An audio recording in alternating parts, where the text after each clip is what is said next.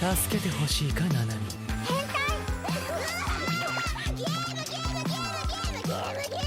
心を燃やせ。限界を超えろ。 Hello and welcome to More Than Headlines, your weekly anime news podcast powered by Audio Technica, made by Australians and for global citizens. I'm your extremely humble host, Brendan White, aka the Salt and Pepper Senpai, and joining me in the studio, my trusted co-host and rival, the Hinata to my Kageyama, Courtney Smith. How the bloody hell are you? I'm good, how are you? I'm good. I am back with more Australianism, so get used to it. It is, episode 9 of the More Than Headlines podcast. We are becoming a well-oiled machine here. We are, rocking these out every week. There's steady growth on the episode listens and view count, so thank you so much, everybody, for checking it out. It is a good time to be alive here. You've been having a good weekend? I have. I am going to go to a K-pop concert tonight, so I'm very, very excited for that. How about you? Yeah, it's been pretty good. I am aging not so gracefully, but it was my birthday. So listeners and viewers, if you want to give me a nice present, you can rate, review, subscribe this podcast and, follow me on the socials and follow Courtney on the socials. But Courtney, what do you think? Shall we jump into some news? Let's read the news. Oh, yeah. You like the news? My older insides are struggling to handle that bass drop now. Netflix has revealed a teaser trailer and new key art for the Terminator Zero anime. The anime is set to premiere globally on August the 29th and is produced and animated by Production IG and Skydance Animation. The series will be an 8-episode anime that focuses on other characters within the Terminator universe, so no Sarah Connor here. I am so excited for this, Courtney. I grew up on a steady diet of Coca-Cola, Doritos, and Terminator 1 and 2 throughout my years in the 90s. Terminator 2 is one of my favorite films of all time. It is fantastic. It's peak science fiction. It's perfect. James Cameron was on one when he made these sort of 2 films. And it's funny because my mum used to get shitty at me because we'd go to the video store on a Friday, all get to pick a movie each and do takeout night and stuff. And like every week, just about for the whole year straight in like 1993, I was getting Terminator every week. And my mum was like, Brendan, you can't do this. You're wasting money. You've watched this thing 100 times and rah. But I persisted, and Creamy Mummy, aka Lauren, aka the best mummy, was very, very frustrated. But this looks great. The trailer looks really good. It captures the heart and soul, I think, of the world and that sort of dystopian, post-apocalyptic Terminator vibe. And you combine that with Timothy Olyphant, and you've got yourself a party that I will be there like early for once. I never go to a party early. I'm always fashionably late. I will be there early when the decorations are still getting put up. Like, I am so keen for Terminator Zero, and it looks good. So are you the kind of guy that like knows all the timelines and stuff? For the most part, like it does get murky, and some of the films they've done have been a little subpar, to say the least. I enjoyed the most recent sort of go around of it where they're trying to readjust the timelines. We actually saw Sarah Connor come back and Arnie come back, and young John Connor cameo with some weird de-aging because Edward Furlong looks like a melted shoe these days, so they made him look good and youthful. But I know a bit about it. I'm very familiar with Terminator 1 and 2, but a little less familiar with the rest because the first 2 are the classics, Courtney. The classics. So I was a bit young, I think, for the Terminator movies. And while I've seen them all, I'm not like a huge fan. Like, I don't know everything about it. But I think this could be really fun. Netflix has been doing really, really well with their anime adaptations lately as well. So I'll definitely check it out. Maybe, I don't know if this is like a weird opinion, but I prefer the newer Terminator films to the older ones. It's not the most correct opinion, but like I'm not gonna yuck anybody's yums. Like you said, you probably entered this world not at ground zero like I did and didn't sort of experience the greatness of the film from the 80s and then the 90s. But you know what? You do you, and irrespective of that opinion being right or wrong, I feel that this anime is going to be great. And like you said, Netflix has been on one, and I'm loving these adaptations. And we've got more Netflix sort of anime synology happening later in this episode too. Yes, but before we get into that, let's talk about Ranma 1/2 again. So we talked about the remake announcement a few episodes ago, but we have some more news already, which is fantastic. We got a trailer, a key visual, and a premiere date of October 5th. So that's August, September.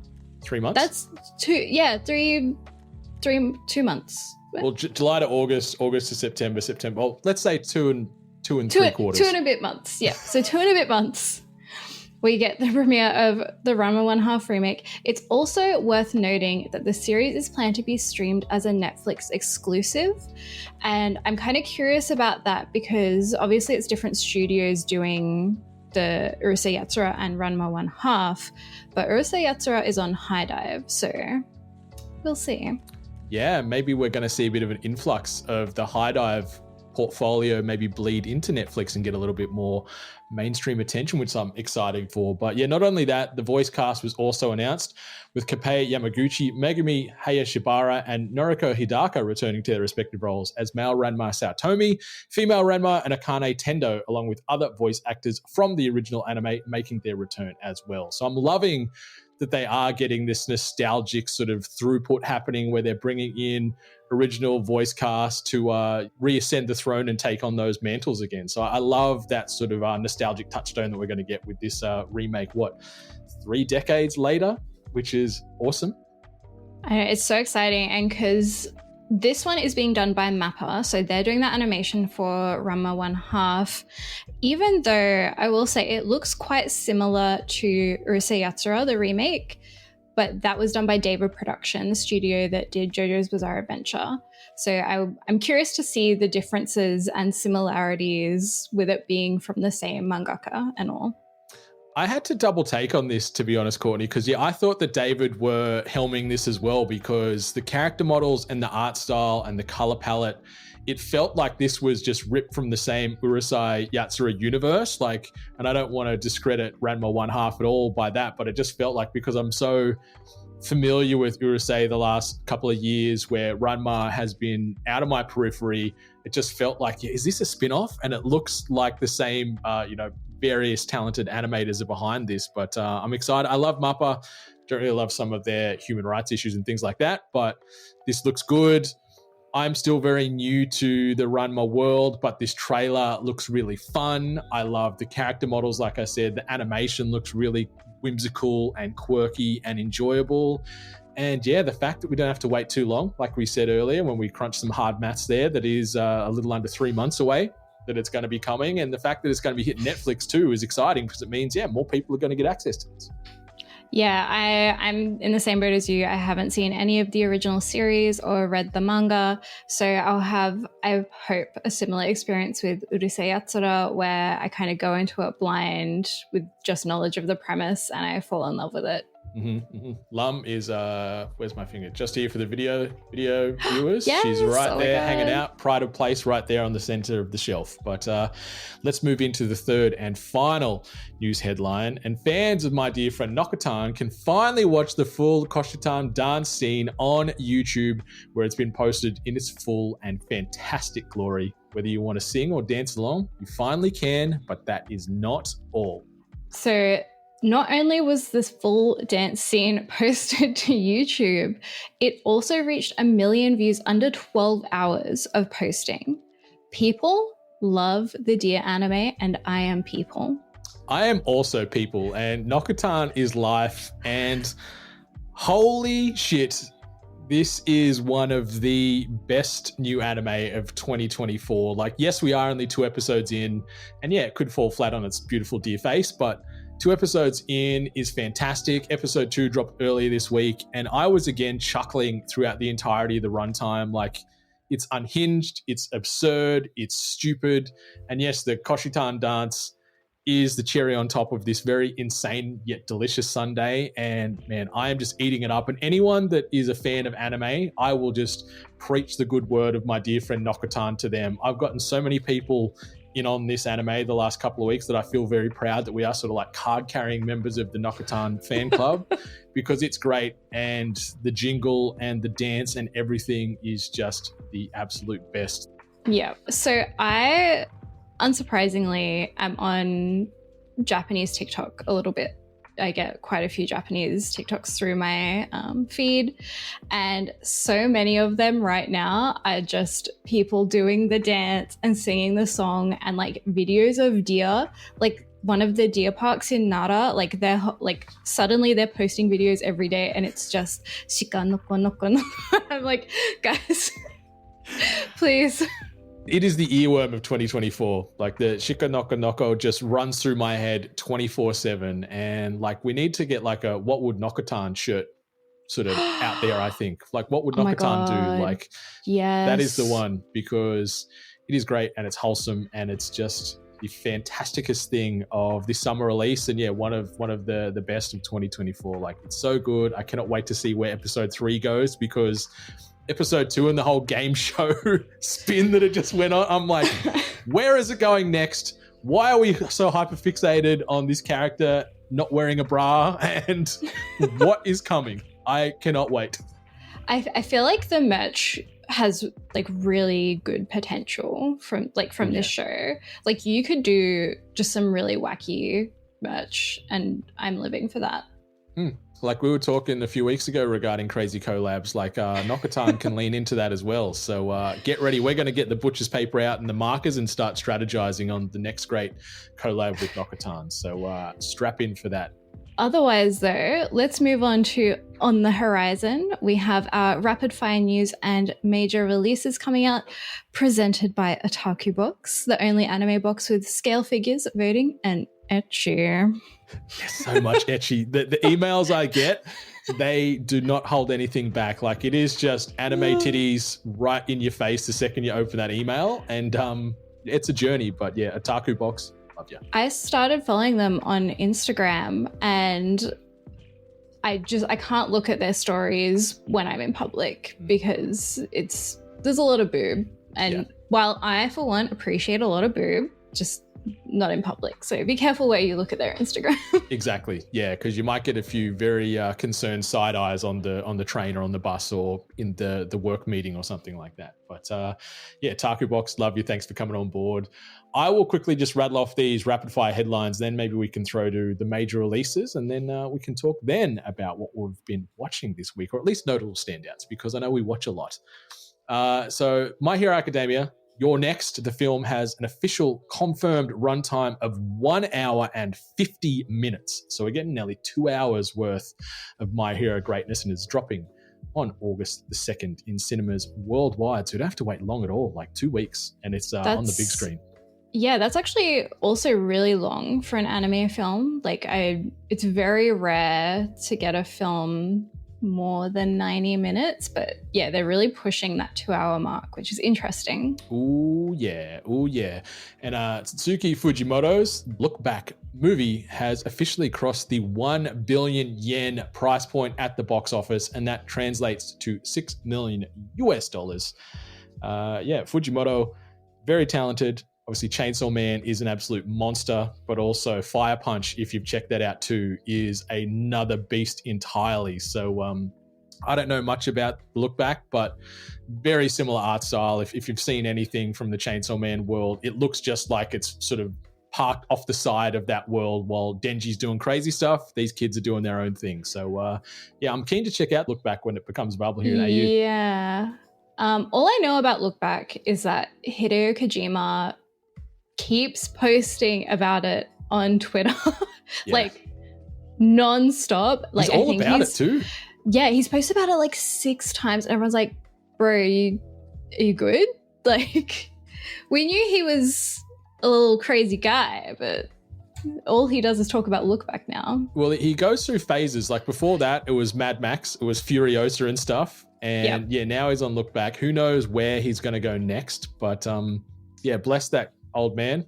We had an indirect butt kiss at RTX way back in the day, where I used the toilet and then he used it straight after me. So he would have felt my warmth maybe half a decade or so ago. So hope you enjoyed that, Hideo. Wait, so it was an indirect butt kiss, but for him? Yes. Yep. Right. Damn, you missed out on the Kojima butt kiss. I know. But knowing that I put my cheeks on his, like I was the instigator, like it shows that, I was the forward one there. So Yeah, indirect butt kisses. I don't know if they're a thing, but they certainly are now. Oh god. And then Komi Can't Communicate. The manga is entering its final arc from July 24th. I'm so sad. I am too, because we haven't even got a goddamn third season of the anime yet. Like, it is well reviewed and the view counts on Netflix have been big. Like, it is one of the strongest performers, yet we have nothing on Komi. And the fact that the manga is getting ready to close its doors, I think it's getting towards 400 chapters, which is insane to think about. I'm going to have to plunge into the manga because I want to know what happens. I want to know if she gets her 100 friends, because I'm rooting for you, Komi, and it's just some of the sweetest, cutest, purest anime, not only on Netflix, but on the planet. And with like a really, really nice art style too. I could look at that art style all day. Mm-hmm. Yeah, big fan. Let's have a look at the new releases for this week. These are the big releases. So July 20, which was yesterday, My Hero Academia began season 7, episode 149, titled Light Fades to Rain. So this season had a break, right? Yeah. Split into 2 cores. The second core started from last week again, and it's rocking and rolling. I watched this episode this morning, and holy shit, like, I'm avoiding spoiling anything, but like, my jaw was on the floor when the credits rolled on this. Like, this was big time, and I'm curious which direction they go, or if, you know, what's happened there is it, because I was like, whoa, like, it was a big emotional punch for me. Okay, I'm so excited. So Dan and I just finished catching up on Spy Family, and next we're going to catch up with My Hero, and I'm so excited. It's brutal. Like, I'm avoiding Twitter spoilers, and it's tricky. That's all I will say. But today, the new episode of One Piece comes out, and I'm going to give everyone 3 seconds of silence to have a quick guess at what number we're at. It's season 14, episode 1113. And I know we just count this number up every week, but it's still just insane to me that it's gone so long. It blows my mind, and the fact that this season is reviewing, or key episodes in this season are reviewing so well. Like, the previous episode is now the #1 rated anime episode of 2024. Like, I can't poo-poo on it. I can't dismiss it. I haven't watched it.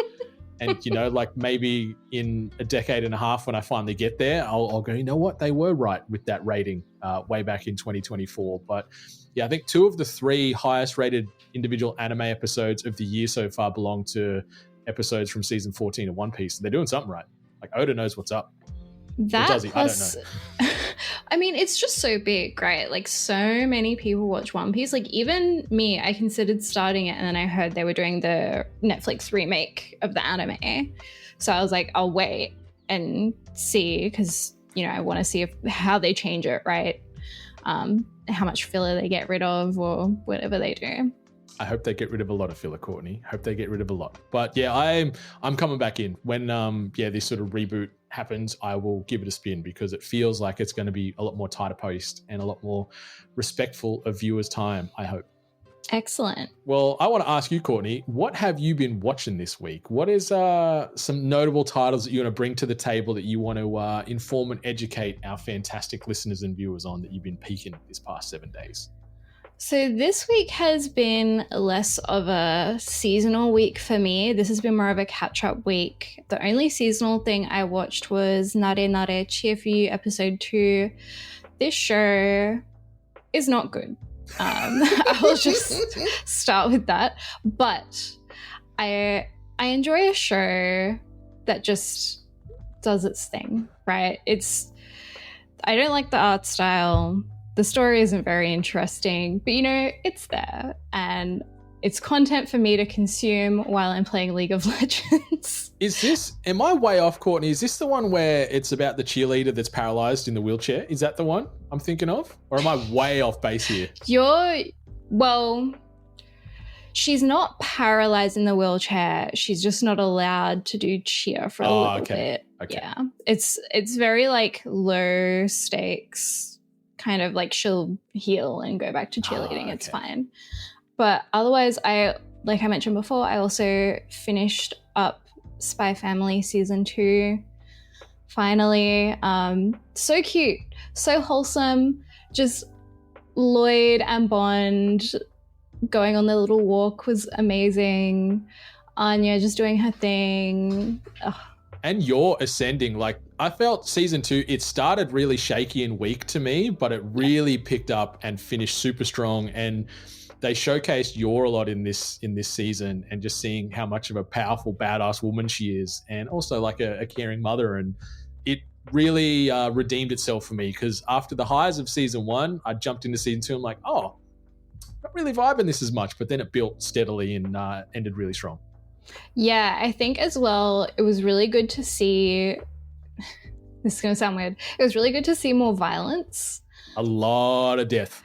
Yeah, like it was interesting, and I think they balanced it really well. Like we go from having this like really like violent and gritty, like huge fight scene with Yor to, you know, back to their regular lives, and it's really nice. And I think the way that the story arcs like that is really good. Like it becomes gripping, but then when you have those peaceful moments, it's such a relief. You're like, oh, this is so nice. And then like it slowly builds up. And I think they have a really good pattern there. They really do. And we got the film dropping in a couple of months' time, and then obviously a season 3 on the way. So plenty of Spy Family to come. The one other thing I've been catching up on is Mushoku Tensei, Jobless Reincarnation. Do you watch that? I have finished season 2, and I like bit of behind the curtain stuff here. In Courtney's notes, she wrote, Rudius is so dumb, and I agree 100 million trillion billion %. Like, I'm not going to spoil anything, but the decision this stupid boy makes really, really upsets and frustrates me, because it was a perfect story up until that moment, and I want to punch something right now thinking about it. Okay, so I'm going to heads up for Mushoku Tensei spoilers for the last last 5 episodes, except the very last 2, which I haven't seen yet. Okay. So I'm up to basically where he saves his mum and his mum wakes up, but rewind. So this season, he is like, oh my God, Sylvie and I are in love, and I bought a house so I can live with her, and we're married. They get married. And I'm like, wow. Maybe I actually like this show, because my whole experience with this show is just me going, oh, Rudius, oh, that's nice. Oh, Rudius, oh, that's nice. Like literally just over and over. So he gets married to Sylvie, and I'm like, oh, thank God he's just going to stop being a pervert. This is so good. And then the guy in his brain is like, you should actually bang one of the cat or dog siblings. And I'm like, stop. No, ignoring this for now. So then the thing that shocks me is Sylvie gets pregnant, right? And she's pregnant, and it's great, and it's so nice. And Rudy's like, oh my God, I'm going to be a dad. And I'm like, questionable, sure. They're married. It's fine. And he then decides to go and save his mum, because his little sister gets angry that he doesn't want to go because his wife is pregnant. I'm like, this is just Days of Our Lives at this point. Like, Rudius, stay at home, don't go. And then he goes anyway. And then he goes and he fights a Hydra, and his dad dies. And he's like, oh God. And then he gets home and he just looks exactly like his dad. Like, he's looking at his mom as she's like about to wake up from her crystal coma. And he looks exactly like his dad. I'm like, please don't do this, because Paul is such a piece of shit. Yes, anyway, that's where I'm up to, and I'm so mad at this stupid boy. Sorry. Well, like, get ready to get madder, because I've finished this season.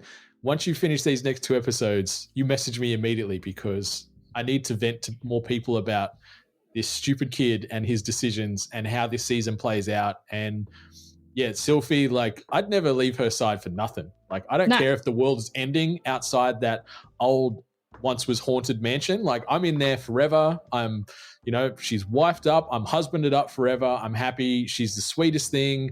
Life is good. I still don't understand why he's just accepted one of his younger sisters to just be the servant and clean and cook and wear the maid outfit. But, that's a whole nother thing to unpack.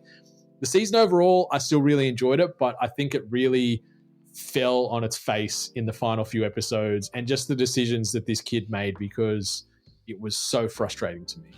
He is 16. I was sitting there watching, I think it was like the last episode or the episode before this one, and I was like, how old is Rudius again? Because time flows weirdly in this anime. So I was like, oh, maybe he's like 20 or something, because he's married. I'm like 20, minimum. But no, he turns around and he's like, yeah, I'm 16. And I'm like, go back to school. Go study. Yeah. He makes me so mad. It does make me so mad. But something that makes me so happy, I checked out the 3rd episode of Alia Sometimes Hides Her Feelings in Russian. Loving this continued build, loving this will they, won't they, loving this slow peel back of their origin stories and how they both know Russian and where that sort of came from. So it's been a really nice, easy, enjoyable, romantic slice of life. And yeah, I am just fully engrossed in this. It is still one of the stars of this season so far. And yeah, I'm 100% in on that. A couple other ones I'll just sort of really quickly rapid fire. Oshinoko, Season 2, Episode 3, titled Rewriting. Really strong again. I'm loving just this change of focus with this season, where we're getting more screen time and focus on the ancillary characters and the side characters. We're sort of working out where they all slot into. And in this one, it focused heavily on Abiko, who's the mangaka who's helmed Tokyo Blade, the worldwide phenomenon that they're trying to convert into a stage play. So seeing her story and how she came to be and the pressures of this world, like, it was really informative and insightful for me as well, seeing the realism that's conveyed to the work of creating manga and the stresses behind all that. So I like that there was a bit of that outside of the whole broader murder mystery that's playing out in the background of Oshinoko. Have you watched the latest episode yet, or no? So I haven't seen it yet. Normally I watch it before the podcast, but obviously Rudius is ruining my life right now. But Rudius! I do want to say, if you have not watched this show, I highly recommend checking it out right now, because Uniqlo is about to launch, or have launched, their collaboration with Oshinoko. So you can get like cool t-shirts, and they're so cute. And there's one with the 3 idols on it that I really, really want to get. Feel free to send that my way. Anyway, yes. Honestly, seriously, check it out. I think the world building is really, really clever.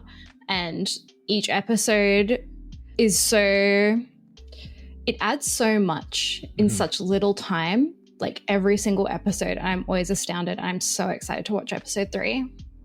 Yeah, it's so good, and it's just going from strength to strength, and I can't wait to see this story build out further. Another one, I checked out the first 2 episodes of The Elusive Samurai. Really, really, really took me by surprise. Like, I thought they were going one way, and I'm like, this is fun, this is whimsical, I'm having a chuckle, this is adorable. And then it went, joke's on you, sucker. Hyperviolence, decapitations, murder, gruesome fights, all this stuff. And I'm like, whoa, is this the same world and the same anime I'm watching? So it goes places, and it's really enjoyable. And the art style, holy guacamole, like Cloverworks were on one here, because it's jumping and merging so many different unique animation styles and art styles throughout these episodes. It is stunning to watch, well-paced, and it's got a bit of heart in amongst these just sprinklings of violence that they throw in. Like, it doesn't hold back, and it's I think it's going to be one of the surprise hits of the year. Another one, I checked out the first episode of 2.5 Dimensional Seduction. The way I'd sort of classify that is a slightly hornier My Dress Up Darling. Take that as you will. I've also been continuing through the journey of Spice and Wolf, and I just love the relationship between Holo and Lawrence. It is so beautiful to see, and it is just of that Freerun vein. It's like that quieter moments mean and hit the biggest in comparison to the big action set pieces and just constant drama. Like, it's really relaxed and calming and just a journey. It's a walking simulator anime, and I'm all for it. And the last one I wanted to highlight, because this one, again, I thought it was going to be an absolute nothing burger of an anime, but I checked out VTuber Legends, watched the first 2 episodes. Complete surprise for me. It is fantastic. It is one of my favorite new anime of this season. And Awa Yuki, the VTuber that I guess has the curtain removed from behind her fantastic, perfect, pure persona as a VTuber, and it finds out she's just a booze hag that's horny and thirsting over everybody all the time is phenomenal, and it is super, super funny, and it is right up there with Nokotan as the two big hits of this summer, or the two big surprises for me of summer, and it is just an absolute hoot. Have you checked out VTuber Legend at all? Or you need to, Courtney, if you haven't, because it is so funny, and she's just a hot mess, and I love her. This one is on my list, and it has been since before the season started, and I think because it only started like not last week, the week before, I think. It started like a week later than all the other stuff. So I haven't gotten to it just yet, but I am so excited for this show. Everyone has been making fun of me for saying I'm going to watch the VTuber anime, but now that you are saying that it's good, I can rub it back in their faces. We didn't set that up, but the fact you use the term rub, Courtney, she talks about rubbing one out, and you segued that in perfectly. So kudos to you for that greatness. You're so welcome. I also want to quickly talk about Spice and Wolf again, because I'm also watching this. I am behind as always. But Hollow's voice actress, Ami Koshimizu, her voice, I am obsessed. I don't know if it's just her as Hollow specifically that she's like putting on a specific voice, but I really love her voice. It's so like creamy. She also plays Elder in Otaku Elf, who is one of my favorite characters of all of anime. So yeah, her voice alone, I suggest watching Spice and Wolf for. And just the writing and just the dialogue, it's like poetry, the way these people talk. Like, it is so different to most other anime you'll be watching, because it is sort of more classical, you know, ye olde type of phrasing, and they're just really clever wordplay, and it's just like butter on these characters' tongues the way they speak. So I am all for it, and I'm happy you're still vibing with it. I'm obsessed. It's so good. But yeah, add VTuber Legend to your watch list immediately, Courtney Smith, because it is so goddamn good. It's just trashy in all the right ways. Like, we've got two fantastic just what the hell anime dropping this season with Nokotan and VTuber, and yeah, we are in a good purple patch right now, and I'm all for it. But Courtney, that brings us to the official end of episode 9 of More Than Headlines. But before we get on out of here, listeners, viewers, otakus, friends, or friends to be, it's giveaway time, and thanks to Audio Technica and our very giving selves, we are going to be giving away one of their fantastic G1 gaming headsets, as well as a limited edition More Than Headlines / More Than Hentai collector pin, and a tee from our merch store of your choosing. Got a few ways to enter. First, you can leave us a rating or a review on Apple Podcasts or Spotify. Do that. Send us a screenshot. You can hit me up on them socials at More Than Senpai. Feel free to slide into those DMs, or you can email me at brendan@stayhungry.life, or you can also comment your favorite anime of 2024 to date and why on this week's video episode on TikTok or YouTube. 2 ways to enter, super quick, super simple, and the winner will be announced on July 31st. And that winner, or those entries, are available across the world. So if you have a valid residential address, we will ship this stuff to you no matter where you are. But Courtney, anything you wanted to mention or shout out before we get on out of here for another week? A giveaway? What the heck? That's okay. That is sick as fuck. Christmas in July, right? Christmas in July. Yo, this is insane. Surely you can even send the screenshots to me and say hi, because I'm just a little guy. Other than that, I'm just a little guy. You're the best. Thanks. Other than that, we're gonna close out the show. Yes, we are. So yes, you can follow myself and the little guy. You can follow me at More Than Senpai, and you can follow Courtney at Cottony. Be sure to rate, review, subscribe this podcast and all the other podcasts you listen to, because those ratings and reviews, they take no time, cost no money, mean the world to us, and it's also some good karma. So pay that forward when and where you can. Head on over to morethanhentai.life to get your hands on the tastiest merchandise in the land, and you can join the Sugoi Squad over there from the low price of $1 to get exclusive access to perks, contents, giveaways, and more. But listeners, viewers, otakus, friends, whether your anime be subbed, dubbed, or still yet to come. Enjoy yourself, and much love to all the gorgeous waifus and husbandos out there. Goodbye. またね